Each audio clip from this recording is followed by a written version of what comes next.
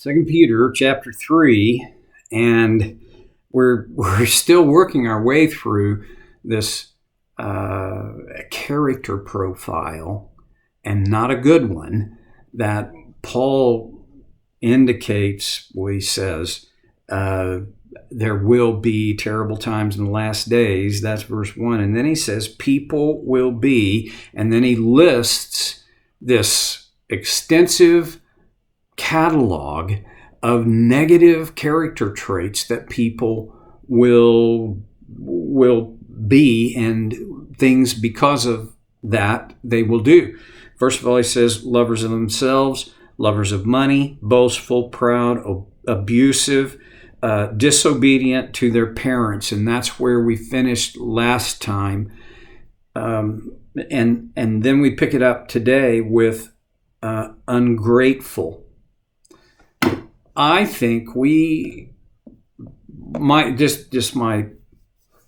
suppose I would say biased and personal evaluation of life in the world where I live is we live in a generally ungrateful world. And I hope you don't have that in the world you live in, but I see it a lot.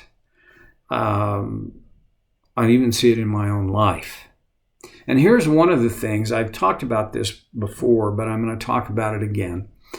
One of the factors in this, and I think it's, pardon me, a significant factor for why culturally we are generally, as a culture, not grateful. We are ungrateful, is because, okay, and here's my theory. I don't think you can be in a hurry and grateful. They don't work together. Hurry works against gratitude, and gratitude kind of works against hurry. We live in a world that is infected by the hurry disease. I admit I am equally infected as anybody I know, and probably more than many that I know. I know what it's like. Maybe you are not wired this way, but when I see that the speed limit is 35 and the car ahead of me is going 32, I'm looking for the first opportunity to get around that slow poke. They are holding me back because I got places to go and things to do and people to see. I'm not just out here burning off time on Broadway. That sounds symptomatic of the hurry disease. Even though if I drove behind that person going 32 in a 35 mile an hour zone, it wouldn't make more than a 2-minute difference to my time of arrival at my desired destination. That's what in the world? Why would I? Well, sometimes hurry is necessary, and outside factors and forces create this need to hurry. That's just life. That's going to happen.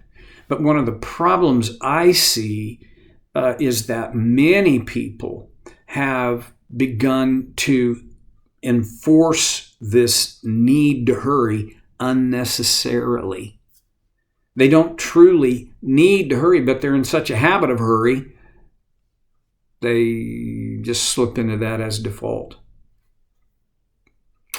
Now, that's not the whole picture on gratitude by any stretch of the imagination, but it's a factor, and a factor for a lot of us. There are seasons of life. I remember basically the first 6 months after my heart attack in my recovery, there was about 3 months of that time I couldn't hurry. I didn't have the energy. My body would not respond, and when I tried to hurry, it let me know quickly we don't hurry. And here's the other side of that. For most of that 6-month period of time, I didn't have anything to hurry about. And so I became more accustomed to slowing down than I had ever been, certainly in my adult life, but probably even going back further. I also, at that point in my life, realized this concept of it's somewhere between difficult and impossible to be grateful and in a hurry, both. I know that others in their lives are the need to hurry diminishes. I have friends and people in my life who, due to a medical situation, they can't hurry in a very similar way as I couldn't hurry in my recovery. And so I realize this hurry thing, it ebbs and flows. But here's the thing. Whether you're in a if you're in a hurry, you're going to find it again, between difficult and impossible to be grateful. So if you want to be grateful, my first advice is slow down. There's the other side of that. If you have been slowed down by medical issues or other circumstantial issues, then one of the things to do is to seize that as an opportunity to exercise more gratitude. For some people, their nature, their temperament, how they grew up, how they're wired. I mean, there are just tons of different influences and factors in this. But some people they're just grateful people. And I also find, interestingly, that grateful people tend to be generous. Grateful people tend to be authentic. They tend to be more authentic. I already said that. They tend to be more positive. There's many good things about a pattern of gratitude, but not everybody has the temperament for that.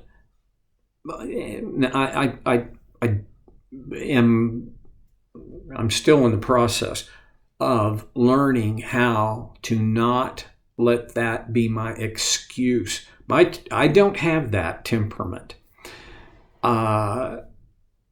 And so for me, being grateful comes as an exercise of my will. I have to choose to be grateful. And then that choice of my will and my personal discipline guide me toward being grateful. Have you ever been grudgingly grateful? I have. I'm not going to criticize that. I don't want to live the majority of my life that way. I don't think that would be good, but let's just face it. There are times when being grateful is much more academic than emotionally stimulated. If I waited to be emotionally stimulated as my primary motivation for being grateful, well, that's going to be a long wait sometimes. All right, the world around you and me is generally ungrateful. And now I don't mean this politically. I'm specifically speaking of what I think of as a sociological fact. More people today indicate that they feel they are entitled than at any time in my memory. As I say that, I'm not sure that I could, empirically prove that. My sense is, though, I hear much more about individuals who feel they're entitled than I ever used to. Surely some of this has to do with the availability of social media and how you don't have to spend very much time on any kind of social media to encounter people who express their entitlement and people who express their resentment of the entitled. Okay. Disobedient to parents can often lead to ingratitude. One of the reasons that kids are disobedient to their parents is because they have no gratitude toward what their parents do for them. This is a factor of selfishness. When we grow up, wouldn't it be great if we just grew out of that in this natural upward trend? We don't. We don't grow less selfish by accident. We grow less selfish by intention. And if we want to become grateful people, we have to become less selfish. The world, people will be ungrateful. I have to remind myself that that's just a fact. And oh, by the way, it's not just a fact of the modern era. Why would Paul put this list together in the first century after Jesus' death?